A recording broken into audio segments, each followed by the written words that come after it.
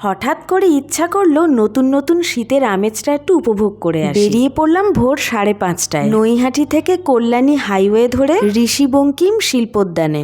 ওখানে অনেকেই প্রতিদিন আসেন মর্নিং ওয়াক করতে। আগেও এসেছি এখানে, জায়গাটা খুব সুন্দর। পথের দুধারে লম্বা লম্বা ঘাস আর বুনো ফুলের জঙ্গলে ভর্তি, তার মাঝখান দিয়েই ফাঁকা চওড়া রাস্তা। এখানে কোনো গাড়ি ঘোড়া নেই, তাই কোনো দূষণও নেই। ওই জন্য অনেকেই এখানে মর্নিং ওয়াক করতে আসেন।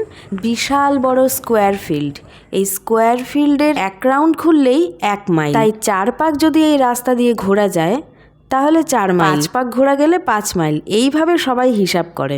আমি আর মেয়ে কিন্তু মর্নিং ওয়াক করতে যাইনি, দেখে বুঝতেই পারছেন। আমি আর মেয়ে গেছিলাম একটু জায়গাটা উপভোগ করতে। কি সুন্দর ফুল, দুটো ধুধুল ফল গাছে ধরেছে। মেয়ের বায়না ওটা পেরে দাও, নাও বোঝো ঠেলা।